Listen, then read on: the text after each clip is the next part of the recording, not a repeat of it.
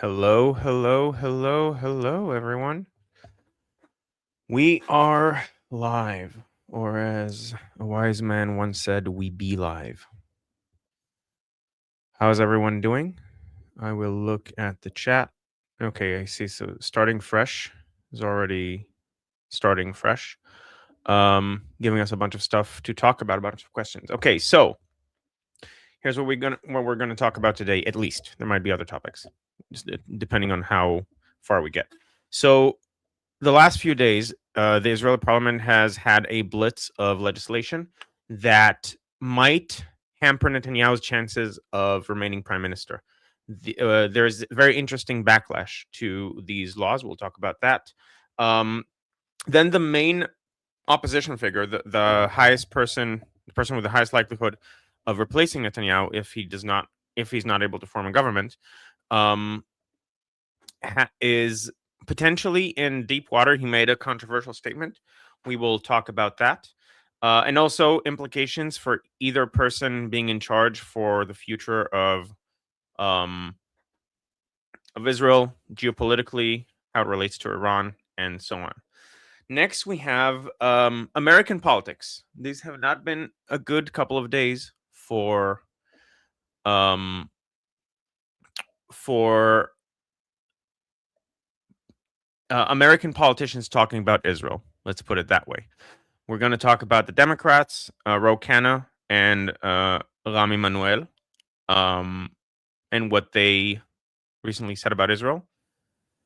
As well as on the Republican side, we've had a couple of not so great statements coming from obscure political figures by the names of J.D. Vance and Donald Trump.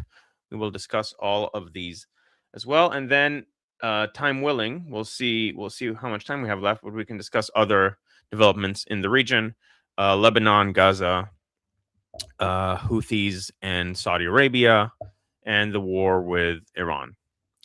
Okay, so before we begin, I'll say hello to a couple of people because we don't have a lot of viewers right now.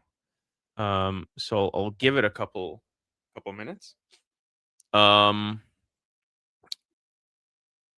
So yeah, okay. Guess we can start. Why? What's wrong, Professor Duck? What happened with BB? Oh, okay. Okay. So we're gonna get to that in a minute.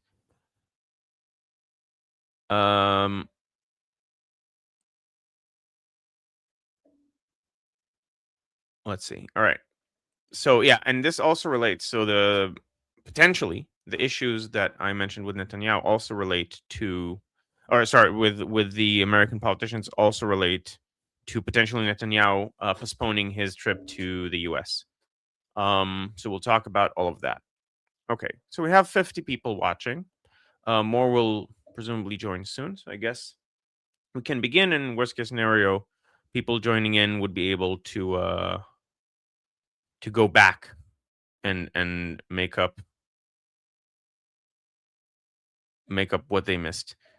Who's that guy, Roman Viking? I assume this is a joke because I'm pretty sure you know me. We have been in contact, I believe.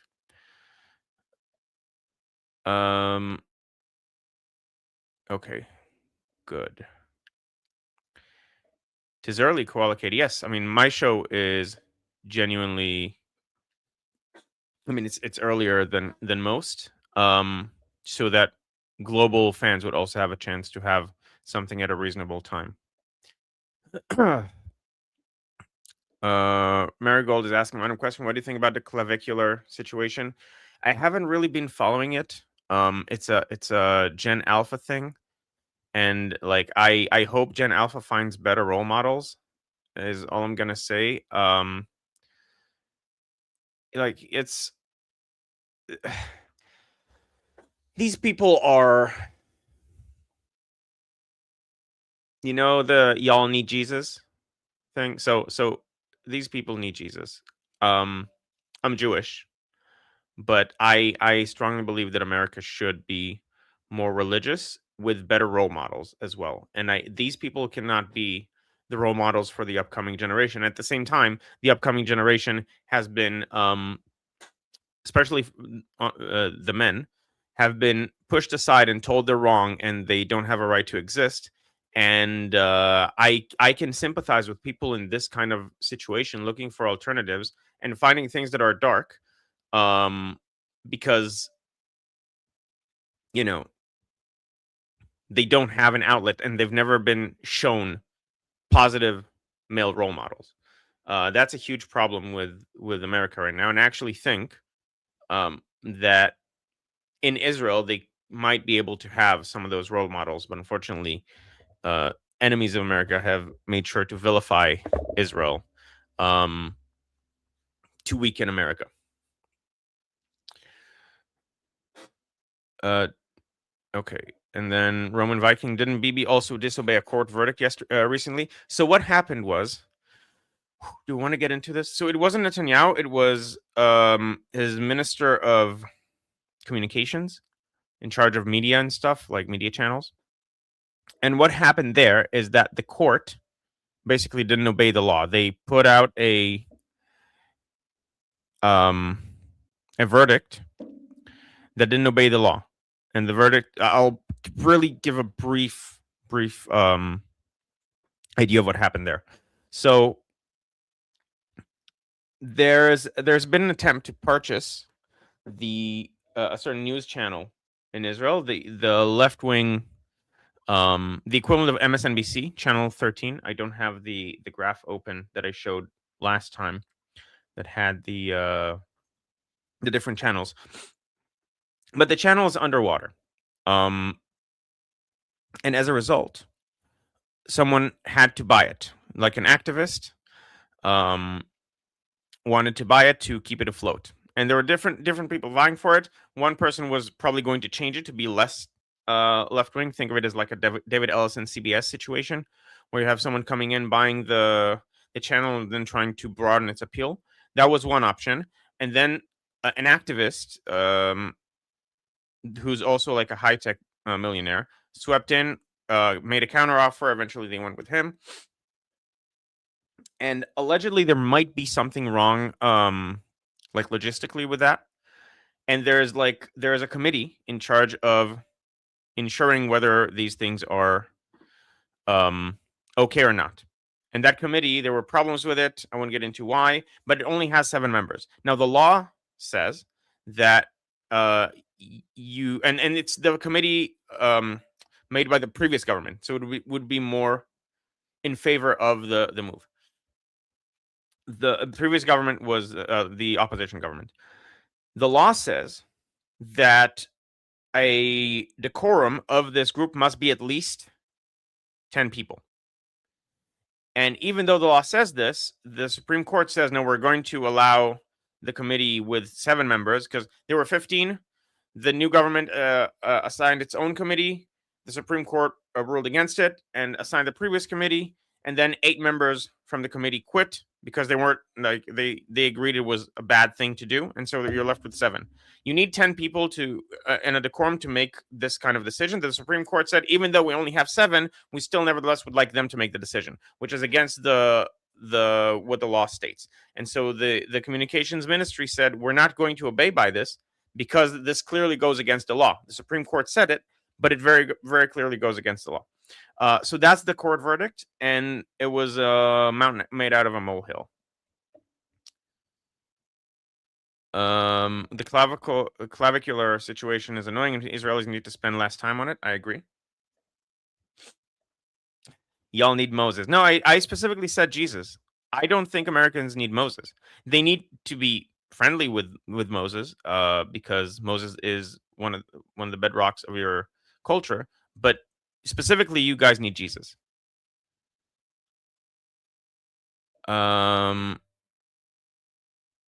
So thought on Corey Gil Schuster, the Ask Project guy.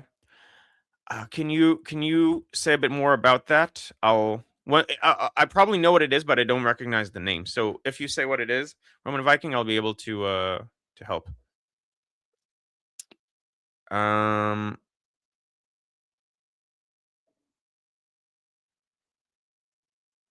Okay, I mean, there's a troll in the chat. Okay, so sorry, I was asking, did you call it a state TV channel? I didn't mean it that way. There is a state TV akin to like BBC. It's called Kan, but this is not. This is a private. This is a private channel.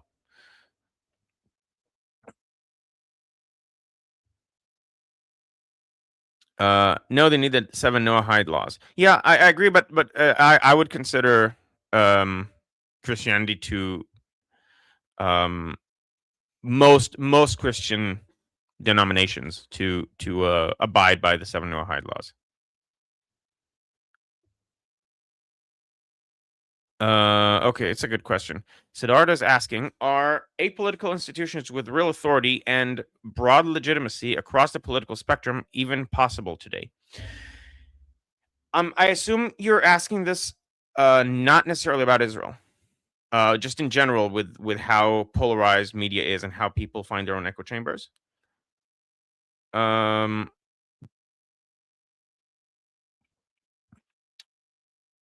the this I mean, I think we'll have to find it's we're in a crisis right now in terms of broad broad legitimacy. Um and that's something we'll have to figure out. And I don't know how to do that, but that should be like a project for Western governments. If we want to maintain our democracy, we need to deal with the level of polarization that is inherent in the. So right now we have amplification channels, and so if you have a divergence of opinions broadly put into camps, then you'll have each opinion amplify away from each other, and so you'll have like islands of incompatible points of view fundamentally. And the the the solution is either to break the country into several countries, although it's often not based on geography, or to find a way to find this legitimacy, because I don't think long term countries can survive in this atmosphere. So Roman Viking saying he's a YouTuber, Canadian, goes to Israeli streets in West Bank and Gaza to ask questions about the conflict and publishes interviews on YouTube. Okay, so I don't know him.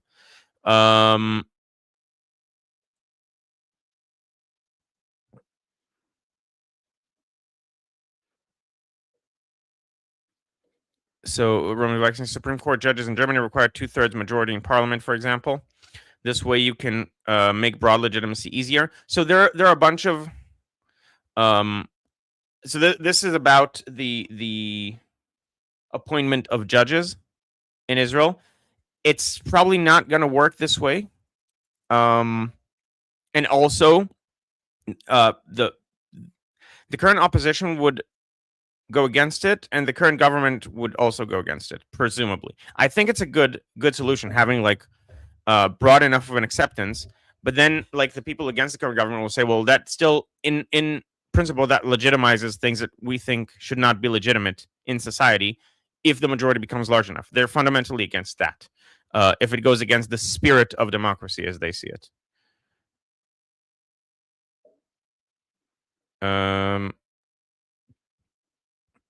Okay. So, judges in Israel need a counterbalance. I agree. Okay. So we have like 100 people. So I think it's now we can start going into things. Okay. So over the last few days, there's been a legislative blitz in Israel where the government has tried to finalize laws that it wanted to put in the books ever since the government started. And first, because of the judicial reform issues, and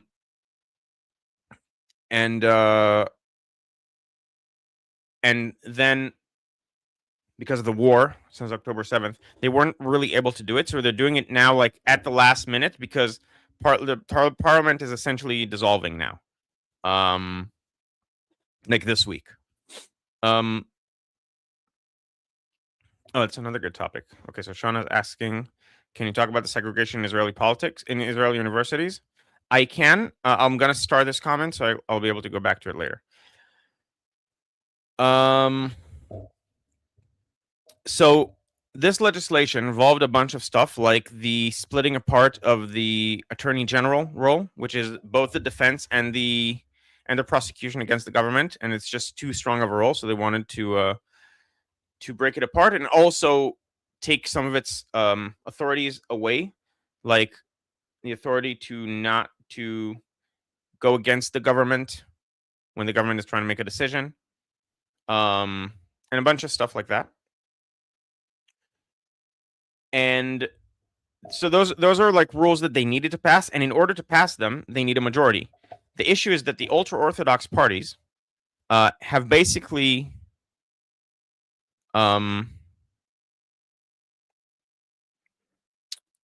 what I'm looking for to blackmail. They extorted the government that if you want us to vote on these laws, you're going to have to give us something. And there are two things that they got. Because right now there's a fight in Israel about enlisting ultra orthodox into, like, drafting them into the army. And they have had, when they were a very small minority in Israel, they've had an exemption to study Torah, and was like fine, it was a few hundred people. However, they procreate exponentially. So like each family has like 6, 7, 8 kids. And as a result, now they're like 20% of the population in Israel. And this is not sustainable. Now you have tens of thousands of kids every year that are of a specific sect in Israeli society that are just completely exempt from serving their country in a civil manner because they study Torah. And there have been different forms of legislation attempted to try to bridge that gap. There are several problems with it. So there's one that was like presumably a compromise, but many people argue that it was too lenient for them. And so my girl is asking, early elections? No, the elections are going to be in their due time, which is the 27th of October. And this is the first election in actually like several decades. This is the first government that has will have completed its 4-year term.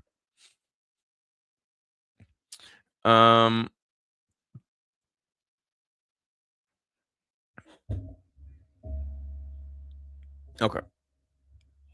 So they made these laws. So they wanted to do the draft law, and the Supreme Court kept putting it back because it's not equitable enough. And so they wanted 2 laws now. One is a basic law. Basic law, as we said previously, is basically like an article in the future constitution. Now they can be changed and so on, and they don't need any specific majority, but it's basically like put in the future constitution. So that's something that the Supreme Court has to take into account. Torah study as a fundamentally important aspect of Jewish life in Israel. The point of this law, it's declarative right now, but the point of it is that eventually, when they do put out a draft that has some exemptions for people studying Torah, the Supreme Court will have to take that into account as, okay, well, that's a legitimate goal by the country. And this one is like fine. It's declarative. People aren't really happy with it, but it's okay. This would not have caused the uproar that has happened because of this legislation being signed and because of Netanyahu explicitly supporting it. The problem was the second law, which is that right now, because there's no framework for the ultra-Orthodox, essentially what should happen is that the army should start arresting people who refuse to go to the draft. And the second law, for the duration of the election, prevents the authorities from arresting or prosecuting eligible students who have ignored military draft orders. So they're still legally required to serve, technically, but it's not going to be enforced. And this, and after 3 years of never-ending war, where many people have done multiple hundreds of days of service in reserve duty, largely because of a lack of manpower. So they had to work people to the bone, myself included. So I wasn't in combat role, but I did a lot of reserve duty service over the last since October 7th.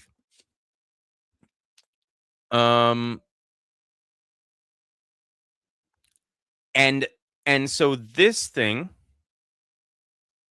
made a crack that was actually bigger than I expected. A bunch of Likud members have left. They're now starting a new party called Israel First, which very much takes a lot out of like American politics. It's like trying to be the moderate Republican Party, sort of. That is for drafting people, like for trying to form a government without the ultra orthodox being able to extort everyone. Still right wing. You have a bunch of prominent Likud members who have joined, who are probably going to join this party. And now it's probably what it's going to do practically, because if you have a government without the ultra orthodox, then you have to have at least some center and center left parties. So practically speaking, okay, let's actually show this.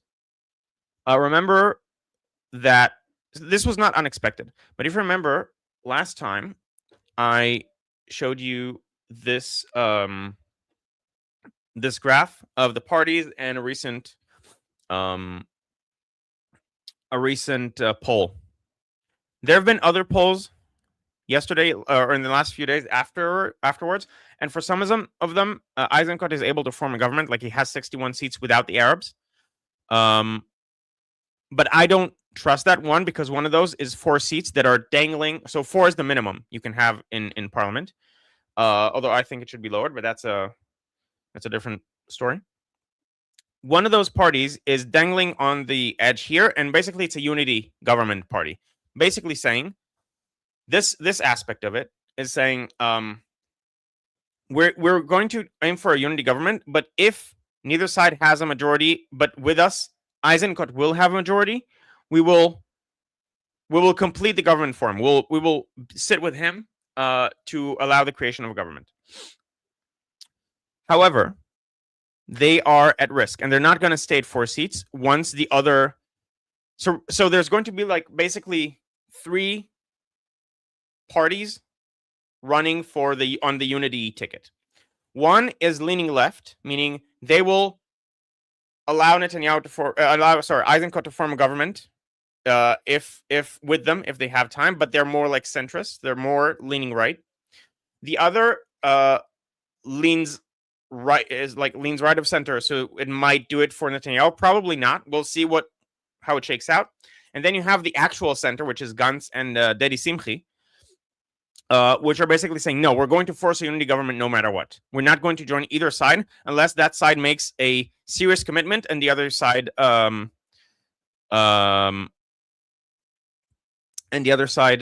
doesn't agree. So Mozi is asking, you need what? 61 seats? Yes, you need. We have 120 members of parliament, and we need 61 seats. Oh, I need to take down this. We'll read super chats soon because it's hiding some of the. Okay, 1 second. Okay, there you go.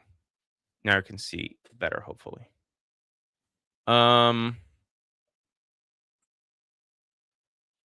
Oh, that's good to know. So apparently, Jeremy's Knesset Insider sidetracks all major Israel polls. So if anyone is interested, that would be where you would go. Yes, and Sherry, thank you. Hit the like, please, and thank you. Yes, hit the like and subscribe to Liberty Politics and subscribe to my channel. I don't have it open yet. I will soon. I'll open it soon, and I'll show you my channel, Monkey's channel, Ali's channel. Subscribe to all of them. That's in order. Okay. And so right now they passed the 4 seat. They just about got the 4 seats. But once you have other parties in the running for the unity ticket, they're not going to be able to pass 4 seats. There's no way they'll be able to pass 4 seats. And what's eventually going to happen is that these 3 unity movements are going to combine into one unity movement, because there's no way around it. And I do think that unity movement would have, I predict, around 8 seats. We'll see if we'll talk after the election, see if I got it right. And I think that unity movement would have to compromise among themselves, that the only compromise is to force a unity government. And so I think eventually that's what's going to happen, because there's no way either side has a majority without them. Okay, so good question by Shauna. I talked about this on the last stream. What defines left and right in Israel? Historically, in America, the divide was FDR's New Deal, which is what Democrats became when the Democrats became the left-wing party.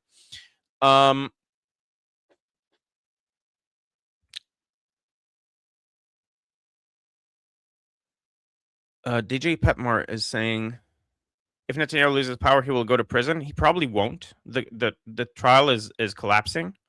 He'll get a plea deal saying, okay, I quit politics and the trial is over. And they want it more than he does, because the trial is collapsing. The judges already told the prosecution that basically the bribery charge, which is the main charge, is not going to stick. Like they recommended that they strike it from the court, like from what they're trying to pin it on him. Okay, so back to Shauna's question. What defines left and right in Israel? Historically, in America, the divide was FDR's New Deal. Okay, so left and right in Israel used to be about the two-state solution up until October 7th. Now there's very few people who want the two-state solution broadly as a two-state solution. You have some less than a state solutions for Palestinians. You have the Emirates solution by Mordechai Kedar. You have a very much downgraded Palestinian Authority, which I'm against, because I don't think we can trust the Palestinian Authority. I think it's corrupt to the core and should be dismantled. But like that's basically what.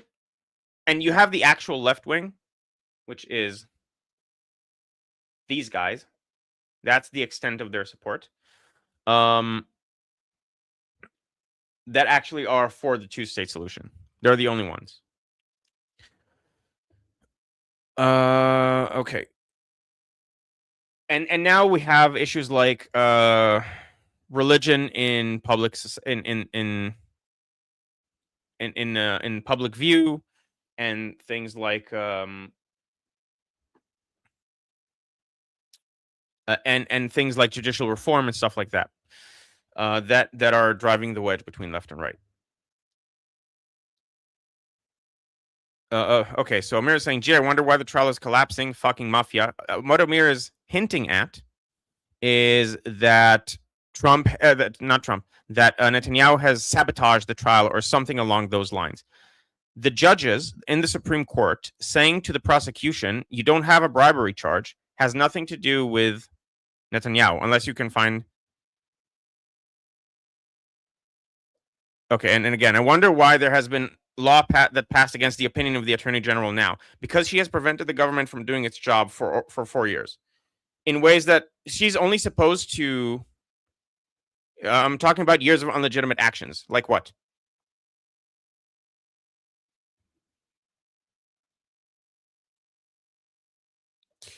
Oh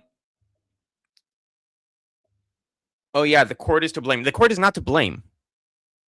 The only way the court is to blame is if you assume ahead of time that Netanyahu is guilty without looking at the evidence. Have you followed the trial? Have you actually looked like at the transcripts of what's happening in the trial, or only when they say that the days of trial have been postponed? The court is not to blame for making a decision that you don't like, and that's true on both sides.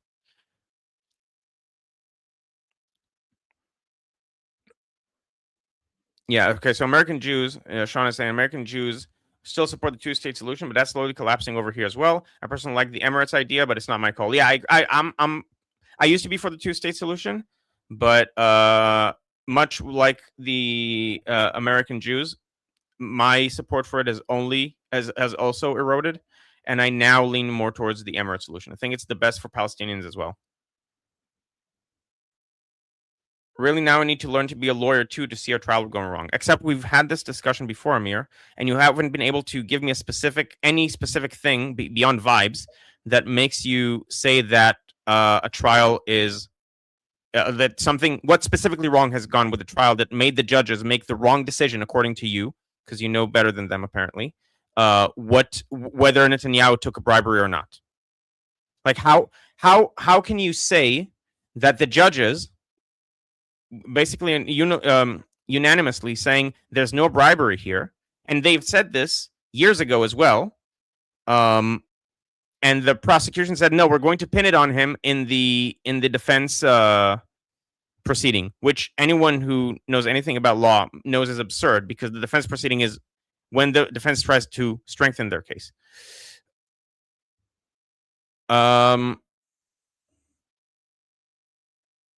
So it's I mean you need some reason to know that the trial is going wrong. You don't have to be a lawyer. You can follow the trial, by the way, without being a lawyer. It doesn't like it's easy to follow.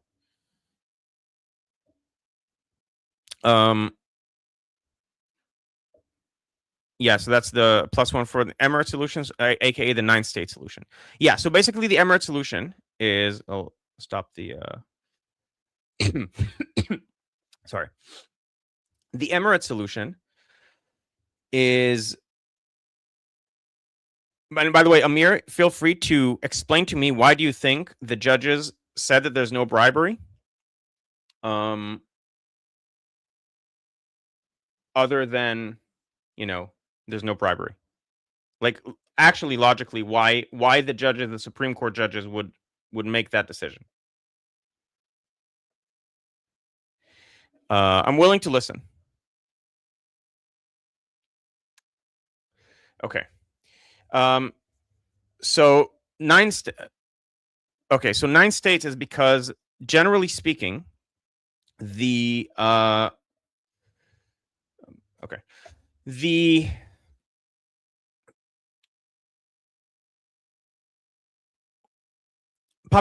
Palestinian population is inherently tribal. It's not actually one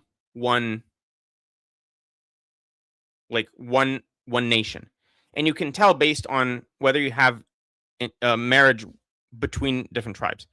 So in Israel, someone who lives in Ashkelon can marry someone in Jerusalem. That's not a problem. That happens a lot. Like you find people from living in different places, you marry them.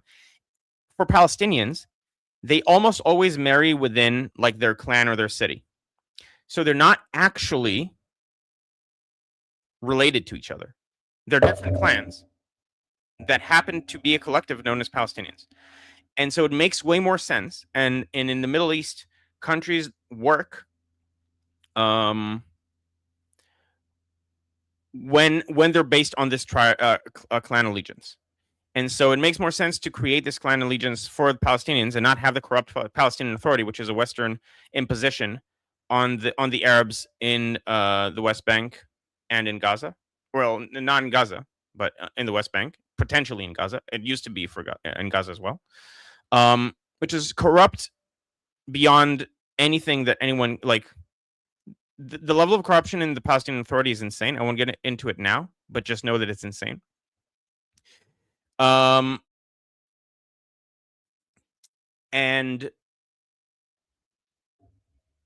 like it's much better if they have a clan that takes care of the clan because they care about the clan on a municipality level, be in charge of what happens to it. And also has less, ambitions to destroy Israel. So the sheikhs of or sheikhs is actually how you're supposed to pronounce that. Of Hebron have put out a paper in the Wall Street Journal saying basically we want to secede from the Palestinian Authority and be under Israel's umbrella. We're willing to recognize it as a Jewish democratic state. And we want our own autonomy. And that would be like perfect. That would be everyone except for the Palestinian Authority will be better off with this solution.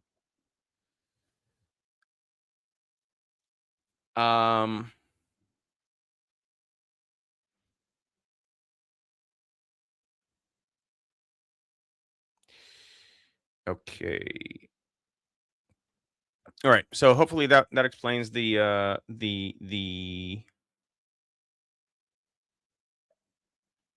recent backlash. And so today, if you look at Polymarket, Eisenkot now has. Oh, sorry.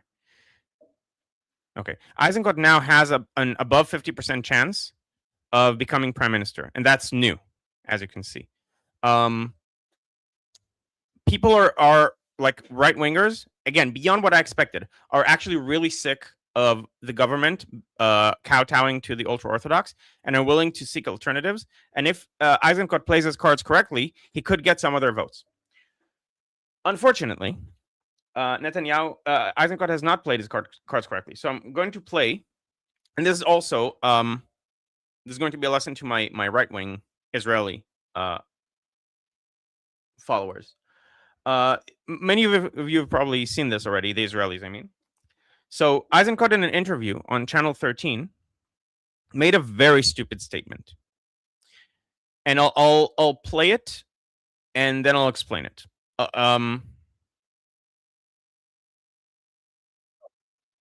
Hear it? Is the audio going through? No, it's not. Probably.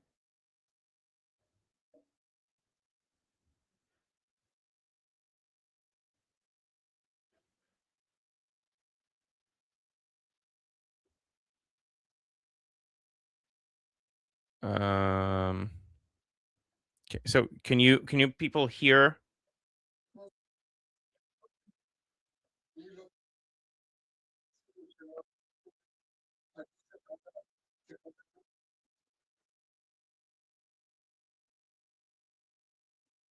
No sound.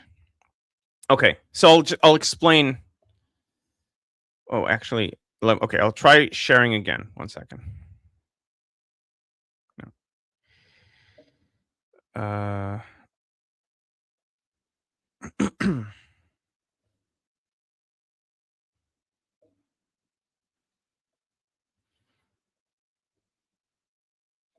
Okay, now it should be fine.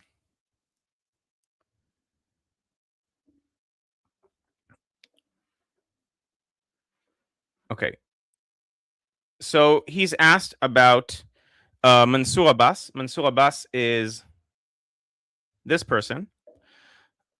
He is the leader of essentially the leader of the party that was formerly associated with the Muslim Brotherhood in Israel. Now they've denounced them, or not denounced, but they've distanced themselves from them. That's Mansour Abbas. He's going to talk about Youssef Haddad as well. Youssef Haddad is the fiance of Emily Schrader. He is an Arab Israeli who's very pro-Zionist.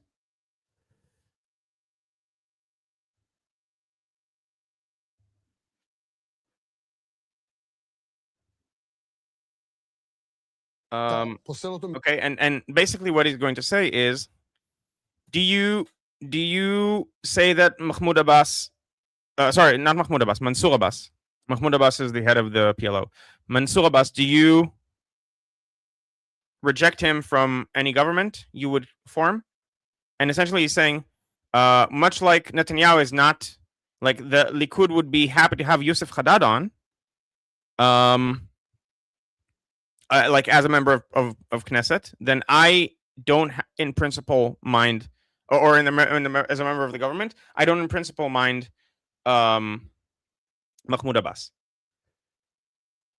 Mansour Abbas, God damn it.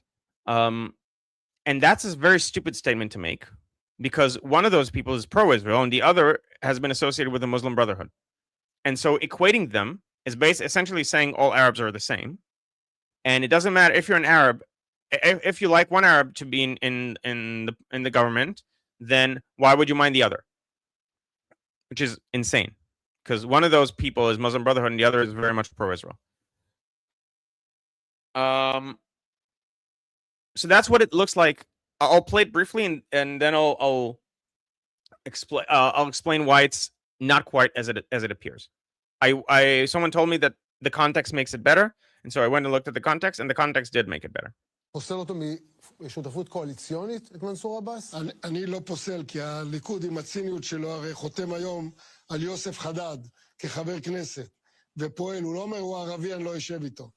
Okay, so I'm not saying that I'm not gonna sit with Mansour Abbas, because the Likud, in its cynicism, would happily sign today on, if you put a contract saying Yosef Haddad is a member of Knesset, an active member of Knesset, they'll say yes. And so the Likud doesn't say he's an Arab, I'm not going to sit with him. ולכן זו שיטת נתניהו של הפרד ומשול, להגדיר היום And this is Netanyahu's method of divide and conquer, to define now 20% of Israeli population as yeah, so that's like saying Thomas Sowell is the same as Whoopi Goldberg. It's basically racist. Yeah, basically. So this was a very awful statement that in context is just badly phrased. It's a fine statement that's badly phrased. Even though, like, I'll tell you the context, and then I'll let you decide. להוציא מהמחנה 21% מאזרחי ישראל הערבים, אותם אלה שהוא רדף אחריהם. Okay. And so that looks really bad. Basically, it looks like, well, they don't mind Thomas Sowell, so why can't I sit with Whoopi Goldberg? That's a good way of putting it. That's what it sounds like. However, in context, the question is as follows. מה פוסל את מנסור עבאס, גם אם הוא מקבל את העקרונות שלך, גם מבין כולם הוא היחיד שאולי יכול לקבל את שלושת העקרונות שאמרת, הם מלהיות שותף פוטנציאלי. האם אתה לא מרצה כאן את דעת הקהל הגזענית בישראל, שאומרת, לא עושים פוליטיקה עם ערבים? Okay. So that's the original question. I'll translate it. He said, let's talk about the Arabs. What do you say? So I'll go back a bit. What disqualifies Mansour Abbas, even if he accepts your principles, and he'll enumerate the principles in a second, from sitting in your government, and isn't disqualifying him ahead of time, capitulating to the racist opinion that some Israelis have that Arabs shouldn't be in the government.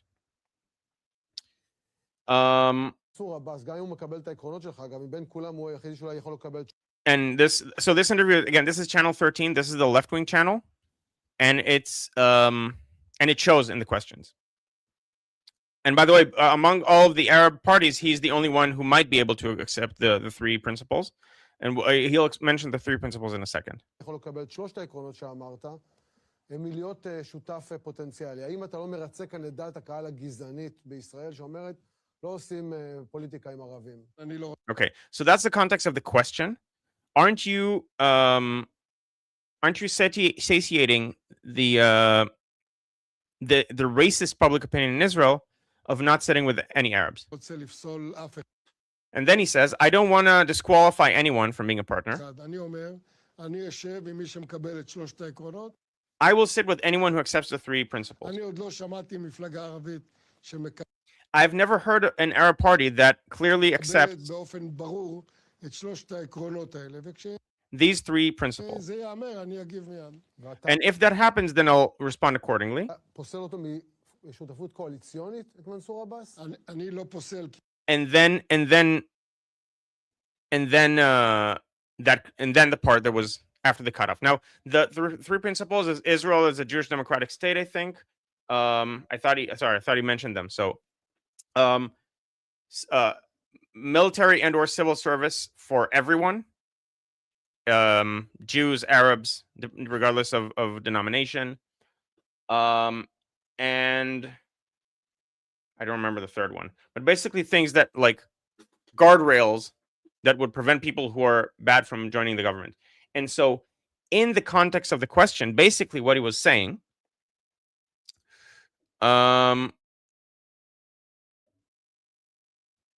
okay, once I'll quickly respond to Amir. There's a difference between delegitimizing the investigation and that attempt to delegitimize the investigation ending up being true because the judges also agreed that there was nothing there. My point is about the judges. Um,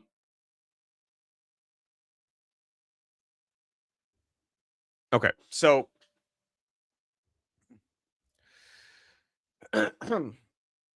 so what he's saying that is essentially, I'm not going to disqualify someone for being an Arab, and saying that the Likud in its cynicism, it's not the Likud is not being cynical. It's trying to attribute something wrong to the Likud. Like they're saying, oh, you shouldn't sit with the Arabs. Well, they're happy to sit with an Arab. So in principle, I don't mind sitting with the Arabs as long as they accept this framework.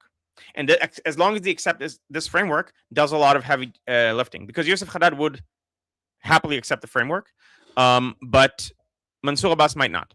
So what he's saying is that, listen, you have a problem with me. And by the way, I'm not voting for this guy, most likely.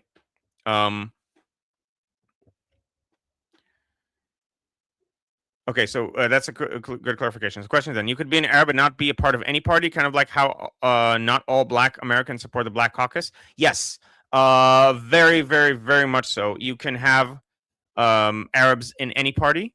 Yosef Haddad, if he runs, he'll probably run in like Likud, just based on his opinions.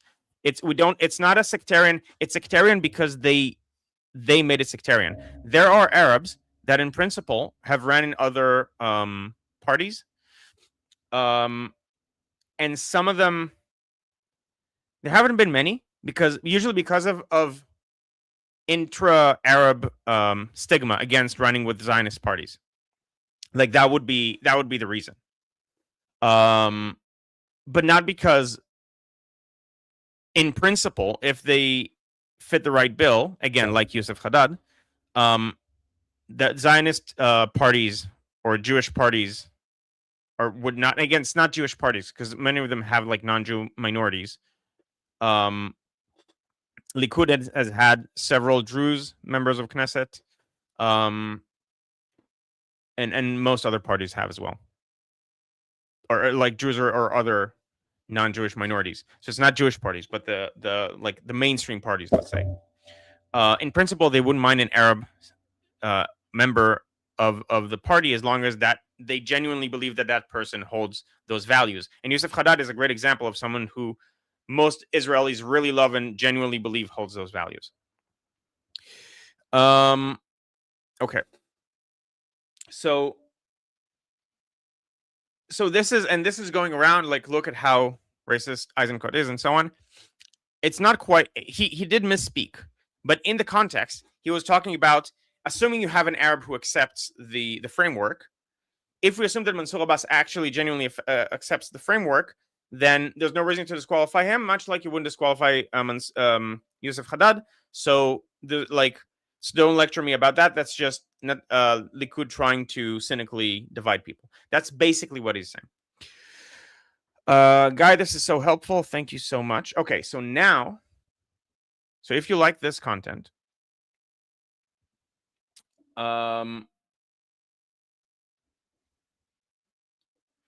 you should subscribe to my channel. So a lot of the content I do is also going to be on liberty politics, but not all of it. And some of the deep dives and so on that I'll do at some point will be exclusive to my channel. And also just subscribe so that you can help me grow and get monetized and have more people get exposed to this.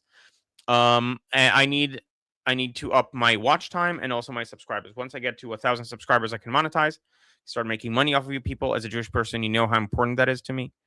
And 1,000 subscribers plus, I think, 4,000 total hours of watch time. Okay. Now, not only me, but also follow Motorpool Grease Monkey, or not, because he's a dirty thief, but might as well. And also Ali Samani, who's now already at 2.6K subscribers, and we want to get him all the way up to 10K. That's the next stretch goal for Ali. Okay. So that's it for internal politics. Now,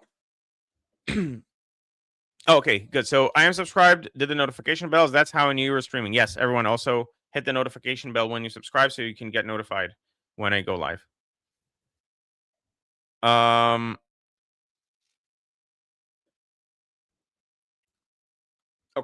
So, on to more depressing news with regards to before the depressing news, but foreign news in general. This is Foreign Minister Gideon Sal meeting tonight in Washington with the foreign ministers of Argentina, Paraguay, and Bolivia, all from recently appointed governments who are pro-Israel. And the what's happening in South America is really, really interesting because it's becoming from one of the most hostile places for Israel in the world to one of the most pro-Israel places in the world. In a large part, I think, thanks to Javier Milei breaking the socialist stronghold or chokehold over South America, and then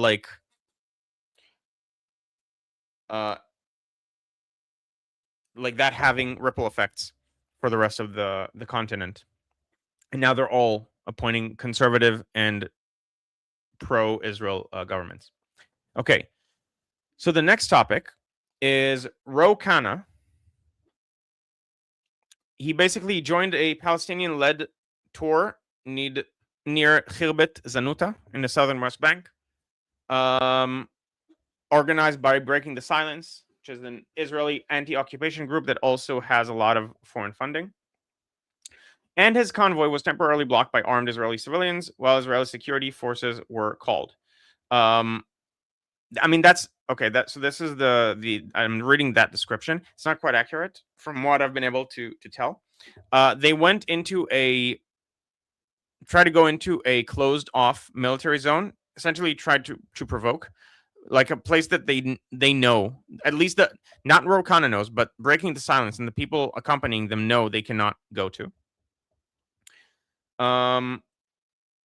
And he basically Ro Khanna then described, so they were stopped there, and Ro Khanna described it as like an unprecedented, potentially deadly detention by violent settlers and IDF soldiers, and that American diplomatic intervention was required to save the delegation. However, then the footage came out and does not substantiate any of this.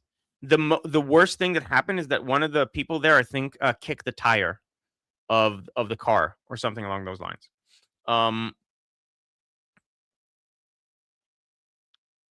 And no one, like he said, rifles were pointed at him. That's not true. The soldiers were holding guns because they're soldiers and they hold guns.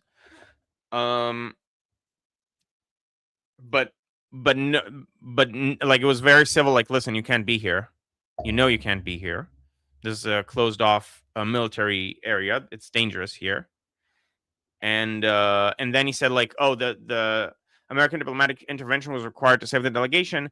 Mike Huckabee, U.S. ambassador to Israel, basically publicly rejected this presentation and said that the embassy has not been informed that he was making the trip and would have advised him not to enter the area without coordination because you're not allowed to.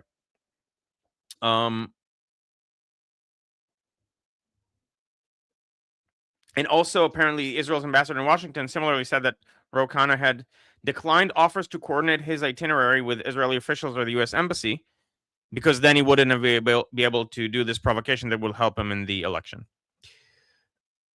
Okay.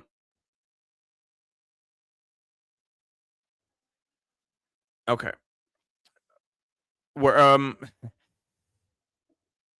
right. So now Khanna does dispute this and saying that the delegation has been communicating with American diplomats. But it's not. It was after. If it happened, it happened after the confrontation has begun, and not ahead of time, like you're supposed to. Okay, so that's one. Does anyone have anything they'd like to say about that before I move on to Rahm Emanuel? So Rahm Emanuel, is these people play victim worse than footballers in the World Cup. Wait, I don't know if you're a troll talking about Israelis or about the Democrat people who go into restricted areas.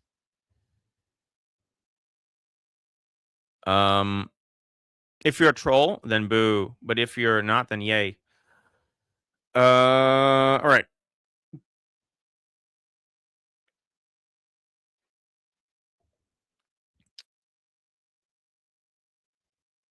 Yeah, champagne socialist politicians.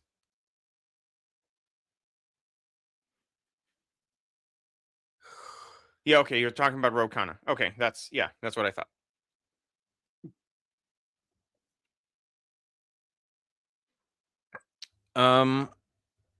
Okay. So, by the way, people, I'm sorry, there's a bit of a delay. The chat appears later. Oh, I forgot. Oh no. Norman specifically told me to do this. I wanted to show the comments. Okay. So you can see like what I'm seeing and how long it takes for the comments to show up for me as well. So that was Ro Khanna. And now it's like the vogue thing to do for Democrats is to dunk on Israel, which is evident based on the fact that a majority of House Democrats have voted to stop military aid to Israel. Now, it's a small majority, but it was a majority nonetheless. And this shows of where the Democrat Party is at the moment. Obviously, this was proposed by Thomas Massie, who is against foreign intervention, but he, of course, has never received money from any foreign entity. No. And don't look it up, right? Just ignore or just forget about it. He's out of office anyway. Like, what does that matter? Yeah. So right now, that's where the Democratic Party is. And so Rami Manuel, who's ostensibly probably going to run for president, is trying to distance himself because his father was an underground fighter before Israel was formed for the creation of Israel. I don't know if he lived in Israel for a while. And so he has basically, just because of that, I don't think Democrats would vote for him at this point. Josh Shapiro has a much higher chance because he is like they won't let anyone that they can pin, and he's an Israeli agent on to be president or to be their nominee. There's no way. I would be shocked if Rahm Emanuel ends up being the candidate. Shauna.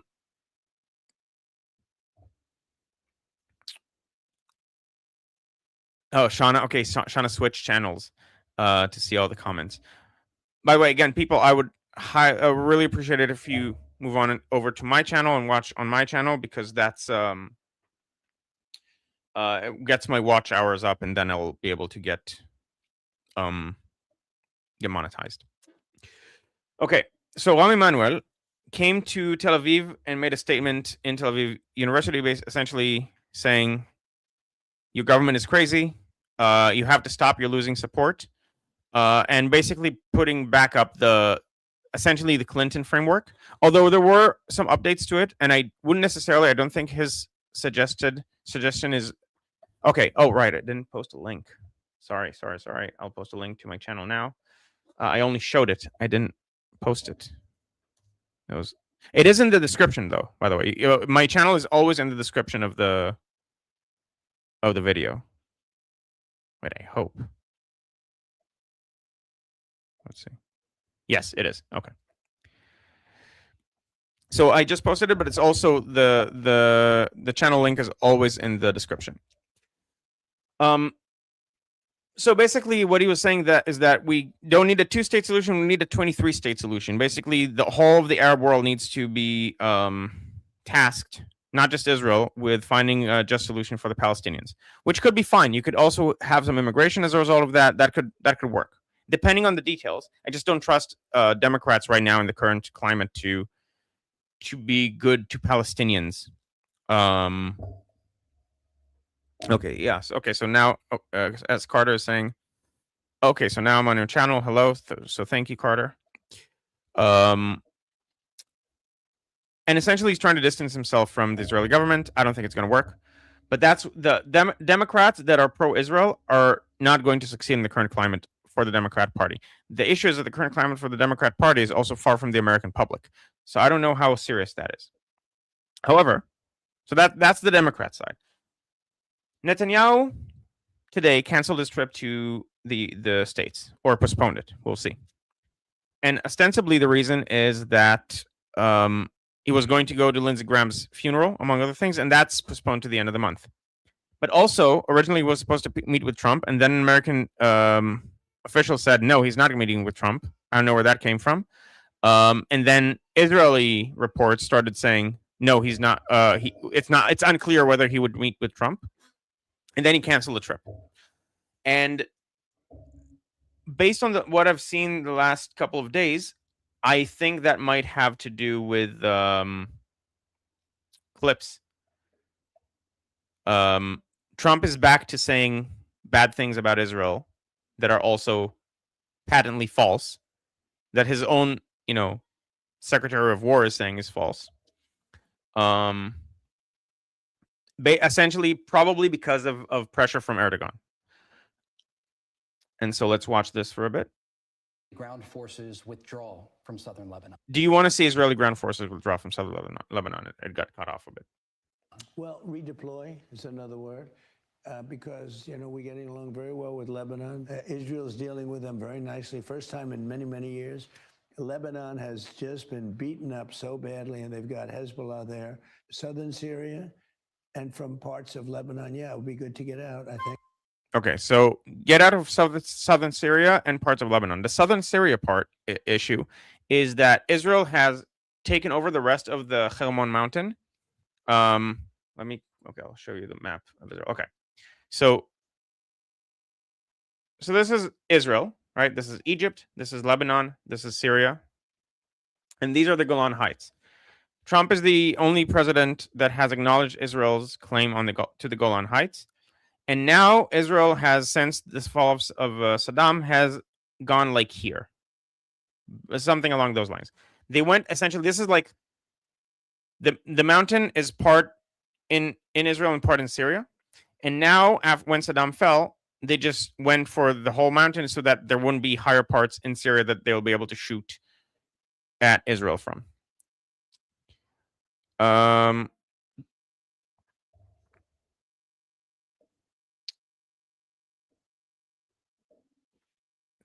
So starting fresh is saying, President Trump, please stop doing that. Support Bibi. Listen to Marco, not Vance. Yes, we'll get to Vance in a bit. Okay, so Shauna's saying you can definitely do this. Okay, so I'm listening on Guy's channel on my phone and watching on Liberty Politics on my computer. Lol, I cracked the system. Feel free to do that. That way we get double the views.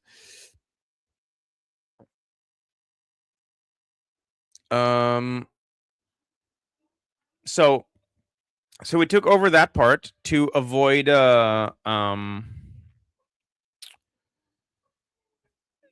whatever came after Assad firing at us from here.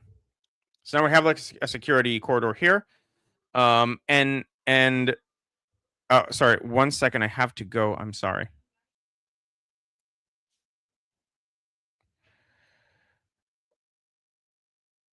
One second.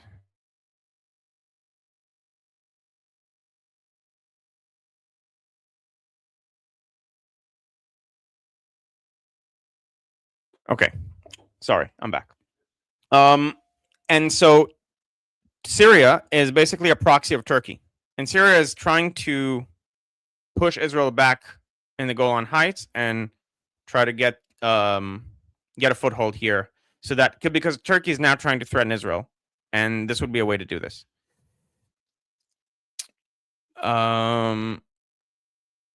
Vance is gullible and a weak crowd pleaser. So I'll get to Vance in a second. Anyway, so that's the context of what Trump is saying here, and this suggests increasing Turkey influence on Trump.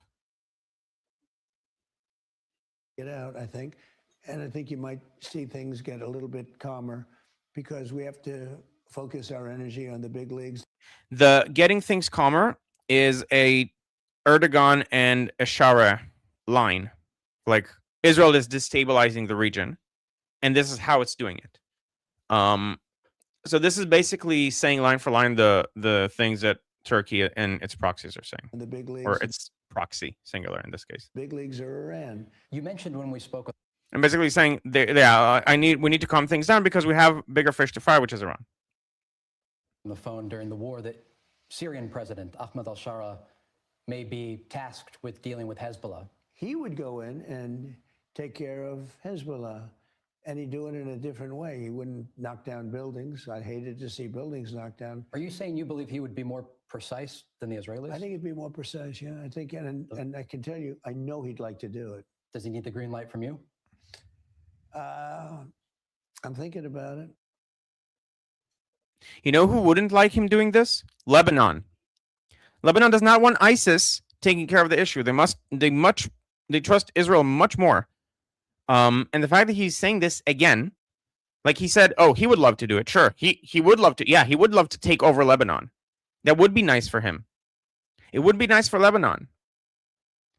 And he would not be more precise than Israel. And the fact that he's saying this, playing into the worst lies that he knows are lies, because Hegseth talked about these strikes and saying they were very accurate and very restrained and so on, is very troubling. Lebanon would prefer Israel than Syria. Yeah, exactly. Oh, okay. So Siddhartha is saying that he can't really hear. Were other people able to hear it?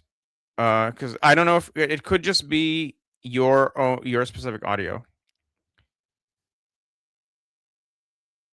Okay, so now moving on to Vance. So Shauna is saying, and I agree, Vance is not popular with the evangelicals or the Mormons. Plus, I personally think having a Hispanic would help bridge the Anglo-Latino divide. Rubio represents the rising multi-ethnic working class. I don't know about working class, but I think he represents MAGA better, the broad MAGA coalition better than Vance. And I say this, I mean, I'm not in America. I'm not an American. I've never been to America, even though my accent might suggest otherwise. I just picked it up from TV.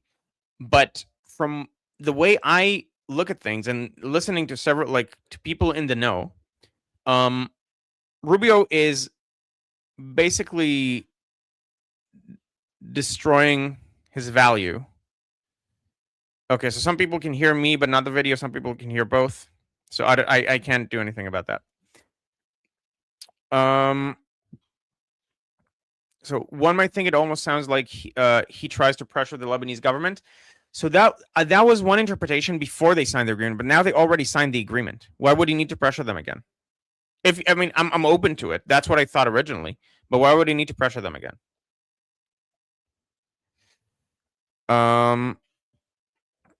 Okay, so as most of you probably know at this point, Vance had a juicy interview with Joe Rogan. He talked about a lot of things, and some of it was, you could argue, pro-Israel. It wasn't pro-Israel. It was pro-America is not Israel's puppet. I haven't seen anything that's actually pro-Israel. Like, Netanyahu did not drag Trump into the war is not a pro-Israel comment. It's a pro-Trump comment. It's good that he's debunking it, but he's not doing this because of a love of Israel.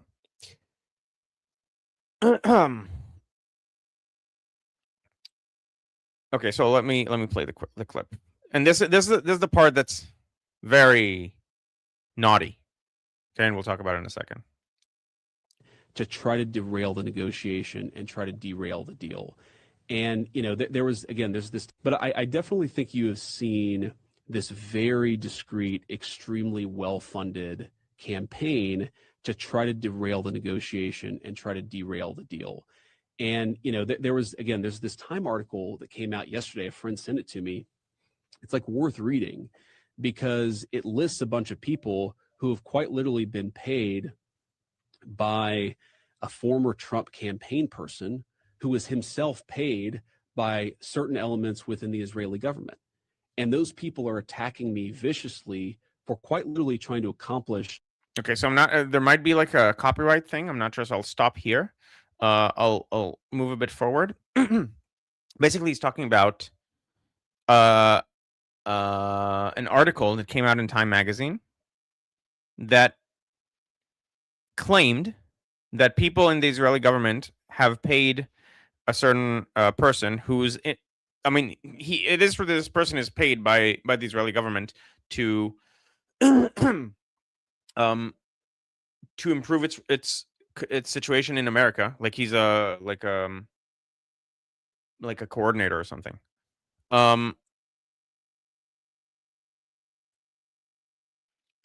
And basically, and what's being alleged is that Israel coordinated a campaign for people to smear him and the MOU. Here's the problem with that. First of all, it doesn't offer any evidence. Essentially, what happened was that some U.S. official, and I'll let you think who that might be, saw a bunch of messages against the MOU. They were all using similar talking points, and came to the conclusion that, oh, this seems coordinated, and just said, that's basically the evidence. That's the extent of the evidence. There's no paper trail. There's no one has claimed that any of this is true, and all the people claimed it's false. Now, they would claim it's false even if it's true, but there's no reason to think that it's true other than this U.S. official that leaked this information to Time Magazine said so. To me, this sounds like Vance. Yeah, I agree. So Vance isn't stupid. He's desperate. I agree.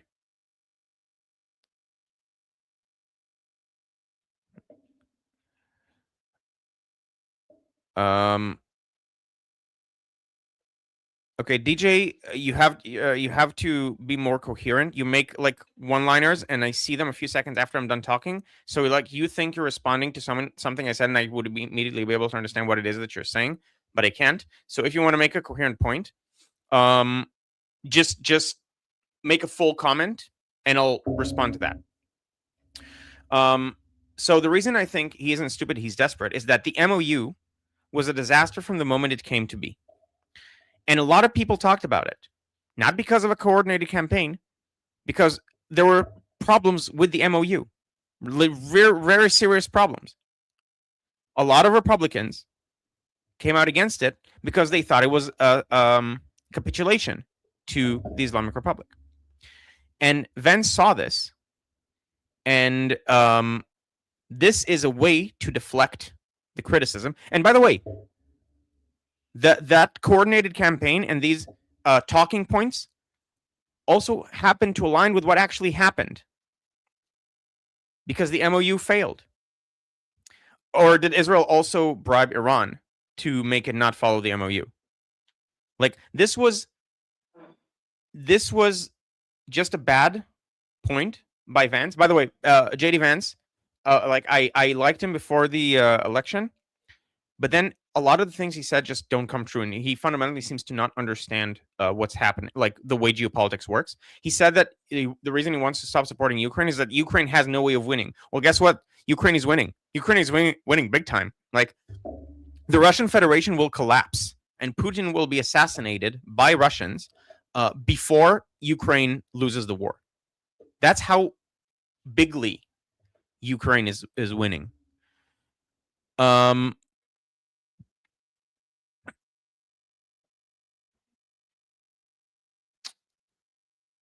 Yeah, Vance doesn't want to take the blame for a crap MOU. Vance is willing. So people said that secretly, in his heart of hearts, Vance actually is pro-Israel. But Vance, as Susie Wiles allegedly said, based on her interviews with The Independent, is a politician, first and foremost. And I think that he thinks that this is where public sentiment is in America. But from what I'm able to gather, that's the public sentiment online. Now, again, I'm not American. I can only see things from the online sphere. But I think he might be in a bit of an epistemic bubble, and he sees a certain loud voice in online discourse, and thinks that this is his way to get to the presidency, to neg Israel and to talk bad about Israel. This coordinated campaign, there's absolutely no evidence that exists. If there is, post it, or say that like what leads you to think that this person coordinated a campaign against the MOU. The MOU just sucked, and Vance is trying to distance himself from the fact that the MOU sucked. And right now the he's MAGA is many things. And the reason I said that I don't think Vance is a good representative of MAGA is that he's a good representative of a certain subset of MAGA that used to be to not have a voice in American politics. But a lot of the people in the Republican base, in the MAGA base, like there's a circle that needs to be squared. That Charlie Kirk did this together. He created the MAGA coalition, as far as I can tell. And you need to be able to square that circle. And if Vance is going to, and Vance seems to be going far too hard on one side, whereas Rubio is doing a much better job. He's not coming out as pro-Israel or pro-war or pro anything like that, but he's not throwing Israel under the bus for things that he knows are false. And he's less angry. He's way more able to understand the needs of the Republican base as it is right now with the working class, more than he did probably in 2016. He actually went through a lot of changes over the years, from what I'm able to tell, to become more aligned with MAGA without losing the rest of the Republican base. And so I think this is just a miscalculation by Vance. I think this is a millennial politician that is terminally online and is misreading public sentiment. Now, I could be wrong. Again, I'm not American. We'll find out. In fact, most likely I'm wrong because I'm not American. But this is my read on things.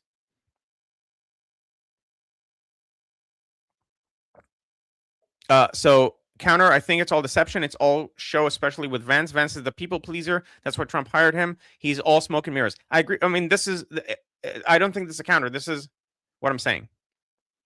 I don't think that he necessarily believes this. I don't think him as a president would be as bad as it appears from his public statements. I think his public statements serve to put him as the candidate of a certain subset of the electorate that I think is smaller than he thinks it is because he's very much online. I see a lot more. I'll put it this way.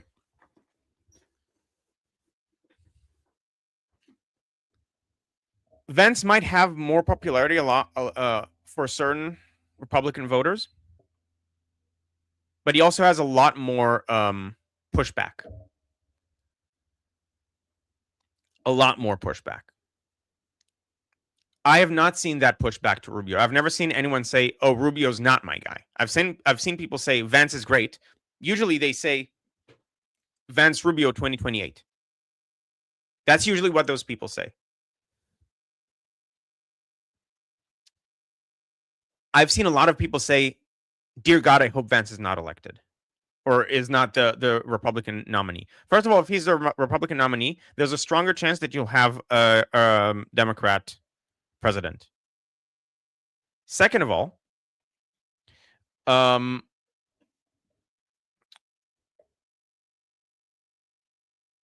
sorry, I lost my train of thought.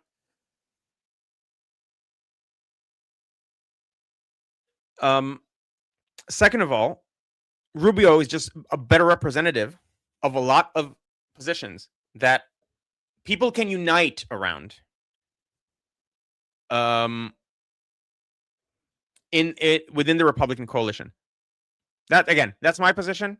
I'm not American, but that's the way I see things. I think he's just fundamentally I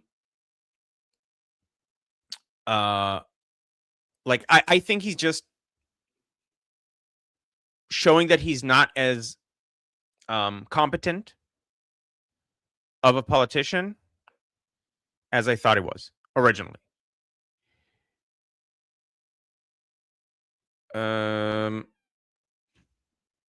Okay, yeah, so Sean is saying Rubio has evolved. The other issues that both Vance and the socialists have is that Trump policies are rising the working class. It's just not going to be obvious until the end of 2027.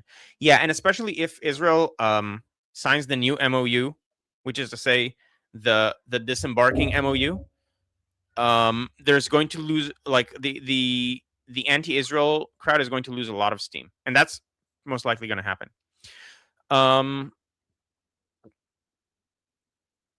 Vance isn't evil. I never said he's evil. Maybe someone in the chat did. I don't think he's evil. I think he's a politician. And I think he's playing his hands wrong. That's what I think. And I think he actually, my interpretation, it's also charitable to Vance that his quote unquote anti-Israel stance, he's very much not as anti-Israel as he lets himself appear. And also it's about finding an outlet for these kinds of people so that you have someone who's more or less, like he's also friends with Eric Weinstein, for example, who's very pro-Israel, and Peter Thiel, and again, very, very pro-Israel.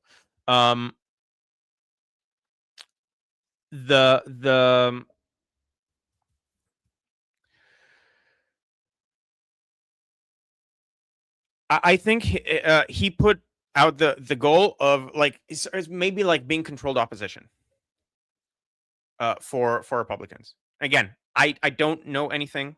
I'm Israeli. I'm not that familiar with American politics. I mean, I try to be. I'm informed, but I'm not inside, so I can't give you like the feeling on the ground. But this is the feeling I get. There's a plausible chance that Vance has controlled opposition in the sense of trying to. So you have Trump, and then you have the rest of the MAGA coalition. And so you have like Marco Rubio being a better representative of one half of it, and Vance being a better representative of another half of it, or not half, another portion. I do think Rubio's portion is bigger at this point. But then you have they're both going to run, and they both generally agree on most things. Some slight differences. Now, again, I think that foreign policy differences are huge, and I think Rubio is just leagues better than Vance. But putting that aside, on a lot of things, they would like more or less agree. And so you're going to have people choose between this version of the same thing and that version of the same thing. And I think that might be what they're going for. All right.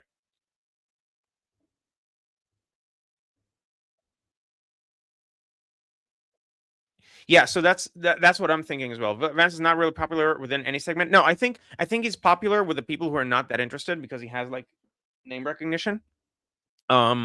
Or like not that involved, but I don't think it's going to last once the debates start. He has like I think he has surface level popularity. And he's charismatic. I think that's what he has going for him. He's quoting the America First Catholic Integralist Groyper movement. I agree. But probably only the integralists are really enamored with him.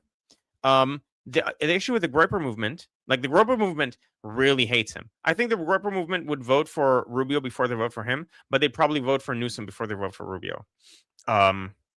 Which I have a lot to say about the Groyper movement. I think, again, I have a lot of sympathy for the American youth because they've been fucked 5 ways from Sunday by people who don't have their best interest at heart, and then those people told them that the reason they're fucked 5 ways to Sunday is Israel, so to shift the blame away. So but yeah, but the Groypers are not going for Vance because he has an Indian wife.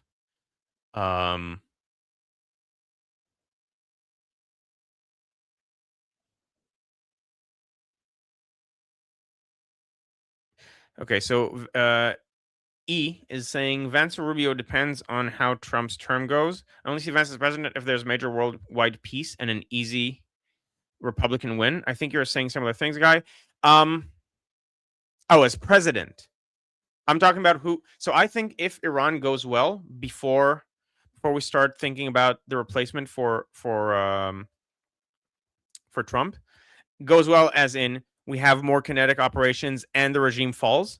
I think Vance is going to lose a lot of steam. He's going to be the guy who made the wrong choices along the way, and Rubio is going to appear as the guy who essentially liberated several countries with very minimal army intervention.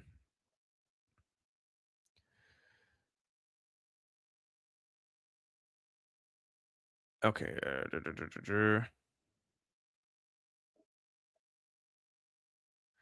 Yes, that's sort of how I see it. Not necessarily 2016. I do think he's running on It's not how I see it. Actually, I disagree. I don't think he's running on 2016 identity politics. I think he's running on 2026 identity politics, but he is running on identity politics. And he's running on something that's essentially an online phenomenon. I think he's making the mistakes that the Democrats have made, where you have a bubble that you think is representative of the majority of the people, and it's just not.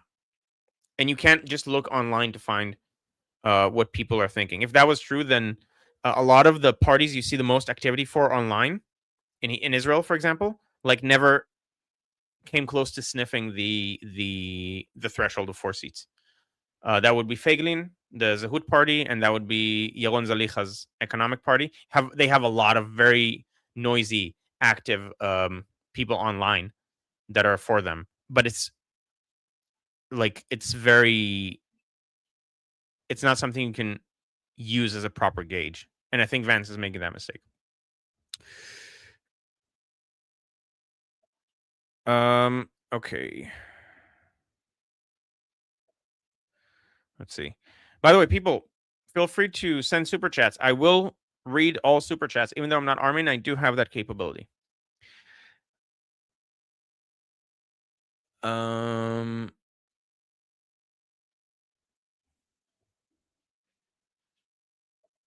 Okay, so I would be interested in hearing vote for Vance. Oh, vote for Vance versus the Democrats. I would probably too. I mean, it really depends who the Democrat is. If it's Vance versus Josh Shapiro, I might lean Josh Shapiro. But basically, anyone else on the Democrat ticket, I would also go for Vance.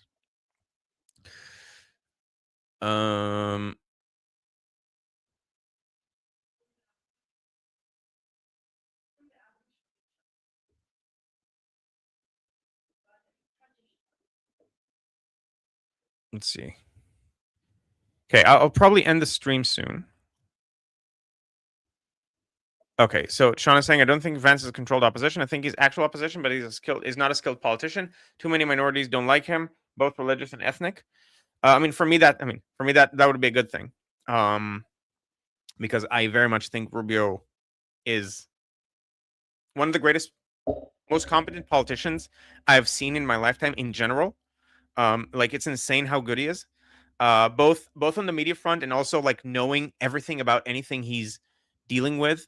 And being able to say things like they are without alienating people and like framing things in a way that you basically agree. Like the fact that he was able to get Europe to applaud him saying, dude, you all suck, you lost your way.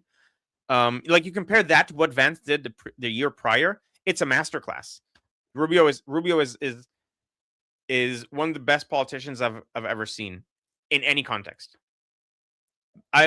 He's better than all politicians I know from Israel, in my mind. If Rubio was running in Israel, I'd vote for him. And again, not necessarily because he's pro-Israel, just because he's just a really, really competent person. Okay, Sketch.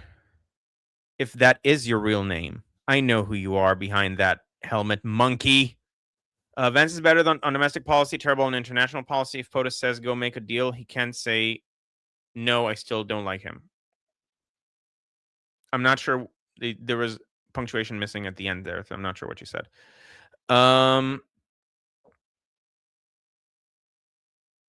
What I think people forget about Trump was that his online charisma was only part of it. Trump was a name brand for decades before that. Yes, and it really wasn't the online thing, I think. It was the events.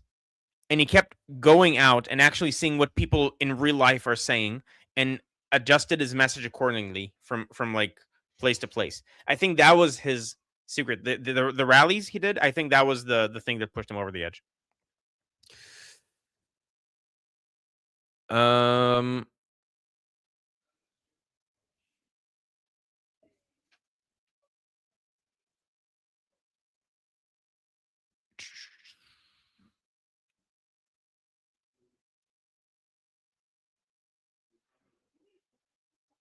Vance appealing to leftists, and then Rubio raging war on far leftists.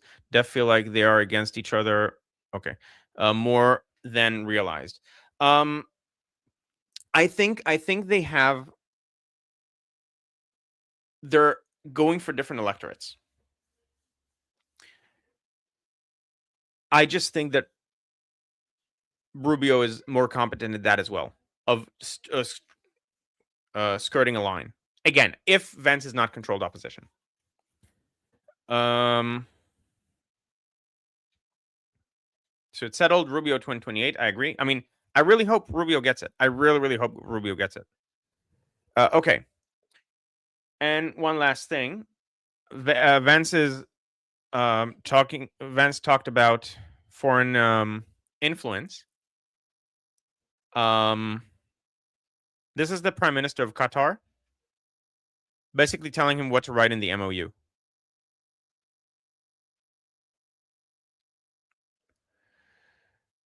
Okay, so good question by Siddhartha. And by the way, again, people send super chats to Armin. I'll be reading the super chats. Guy, before you close out, what is your gauge on Israel's regional diplomatic standing?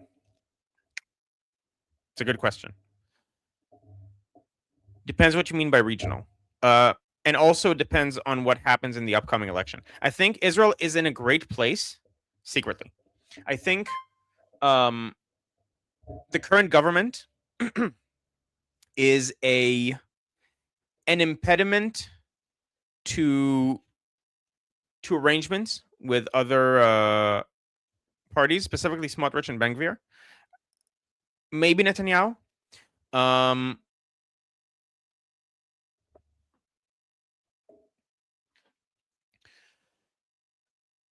The standing of Israel is good. The standing of the government is not. The only issue would be Turkey, especially if the war in Iran goes as we all wish it would. Israel would be in a fantastic spot at that point. And then once Netanyahu is out of power, you know how in the Bible you had David, who was in charge of like conquering major parts of Israel, but then he wasn't allowed to build a temple because he was like the wartime king. And then Solomon built the temple. That's sort of, I think, what we have going on right now. Netanyahu is laying the groundwork for Israel's upcoming prosperity, but I don't think he'll be able to be the one who signs the agreements.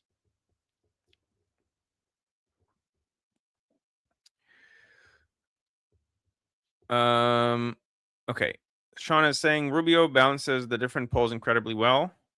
Balancing international, national, the religious, secular, the capitalist, social, safety net, incredible. Yeah, I agree. It's I like he's so good. I'm literally at awe from Marco Rubio. And again, not because he's pro-Israel, just because I've never seen someone be this good of a politician. And like in the positive sense of the word.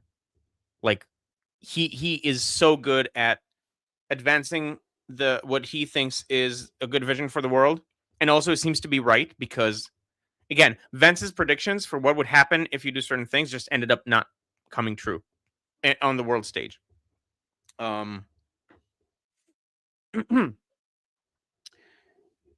So he has a good thing he's advocating for. He does a good job of coalescing people around his message. Like when he talks, you can't help but agree most of the time. He makes a lot of sense. All right. Anyway, so we have a super chat. Thank you, Father of Chaos. Can we just have zero tolerance for Jew blaming of any kind until this conflict is resolved? Remember, Israel did nothing to deserve this. No, we can't have zero tolerance for Jew blaming because this is the currency of the moment. This is the thing that's in vogue, and this is the thing that gets you subscribers and likes and people following you. And that's why people with no spine, like Megyn Kelly, have flipped, or people with an inverse spine, like Tucker Carlson. An inverse spine is like, I think he wants something fundamental about American liberties to change. I think he's like a Russian asset. And I thought this for a while, even before he turned on Israel. because of the propaganda trips he made to Russia. That makes the most sense to me, and like I see a lot of Russian figureheads like Alexander Dugin making the kind of statements that he would. So actually, the hopefully impending fall of Putin's version of Russia is something I look forward to, because a lot of the like if Russia and Iran fall, a lot of the foreign influence on America to be anti-Israel will fall with it. Not all of it, because you still have Qatar and Turkey, but a lot of it. And then you'll probably have, at least on Iran's side, a counterbalance.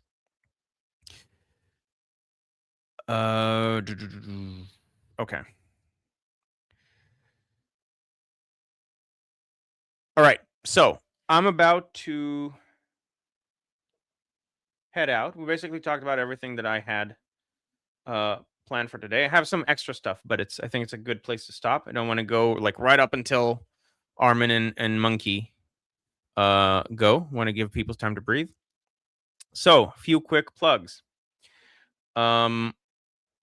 One, if you're interested, if anyone here is interested in also in learning Hebrew and not just hearing about Israel, I have an online course called Heblio. Link is in the description for the website. I think it's really good. I also think it's really good because I made it. But the reason I made it is because there wasn't a good platform out there. And so like it's way cheaper than any other solution. If anyone has thought of learning Hebrew, Heblio is absolutely the way to do it. It gives you a great foundation and also tells you what to do next to reach fluency. And also subscribe to my channel. Now, this time also putting it in the chat. And also Grease Monkey, aka Sketch, allegedly. And also Ali. So subscribe to all of our channels. Oh, okay. So Shauna's asking, is it a video course? I couldn't do it now, but something in September to do perhaps. Yeah, it's self-paced. It's pre-recorded. That's why I can make it cheaper than usually an ulpan would cost like $1,000 a semester. But because it's pre-recorded, it is based on materials that I developed over the years based on my experience, both learning languages myself, teaching Hebrew, like tutoring Hebrew and seeing what works. And I'm getting my master's in cognitive science, so I know the science of learning. And I developed the materials specifically to be very sticky and very easy to grasp, to make the process easier and flow better. And so it's a pre-recorded video course with vocabulary and exercises and so on, and recordings of how to pronounce things. But because it's pre-recorded, I can make it much cheaper than it would otherwise be. And it's now 50% off. At the moment, I'm going to probably raise the price in like a month. But for now, it's 50% off. So it's like $150. So yeah, you can do it at your own time. There's a suggested pace if you want to if you need deadlines for yourself to do it in like 15 weeks to become comfortable with Hebrew in 15 weeks. But you can also do it faster. You can do it slower. So it's really flexible. So quickly, I'll put it in the chat so that people can go look at it if they want. Okay, awesome. Then I can practice online with my Hebrew friends. Yes, myself included. Awesome. Great. So yeah, I thought I mentioned it in brief in the last stream, and then people are actually interested and I got some responses for it. And so I figured I'd bring it up. Like it might be relevant for the community. All right, everyone. So this has been me, and these have also been you, and together these have been us. So I'll see you guys next time. Probably maybe Sunday. If not, I have a group discussion. Yeah, that's another thing. As you can see, there's a QR code for going to the group discussion. I have a group discussion on Monday. I might record it or live stream it. I might not, but this would be an excellent opportunity to ask me questions and do deep dives. Usually there's like a few people there, like 10. So you'll have time and you'll be able to say anything you want and speak about anything you want, ask me about anything you want. about Israeli politics, geopolitics in general, philosophy, why I'm not a materialist, if you're interested, and why I believe in free will, and stuff about like how to know whether you know, or what's called epistemology. What's the best approach to knowledge? If you have like questions about strategies to make sure that you're not wrong or less wrong than you, or like minimize your wrongness, have a bunch of stuff to offer there as well. So if you come on Monday, you can ask me all about that, because I'm not going to make a stream about it here, because it's a bit of a different topic. Okay, I'll read the last comments.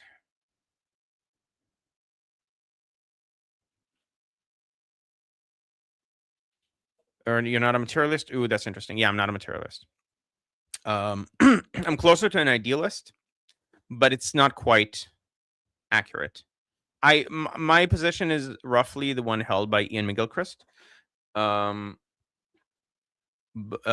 So who's an excellent intellectual. I highly recommend Ian McGilchrist, IAIN, and then McGilchrist.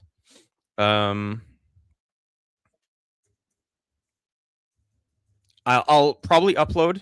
I'm still trying to find a way to efficiently translate it. I did a lecture a little while ago about he's a brain scientist, has a theory about the differences between the hemispheres, the left hemisphere and right hemisphere, that I subscribe to, that and also has a lot of interesting things to say philosophically and about like Western culture and stuff. So highly recommend, for those who don't know him, to follow him. I'm putting it in the chat now. Ian McGilchrist. You can see it here. Here, Ian McGilchrist. That's how you spell it. Okay, good. So I will see you now. So I'll see you again next week. Again, either Sunday or Monday in the discussion group. Join my camera is mirrored. Join the discussion group, and I'll see you there.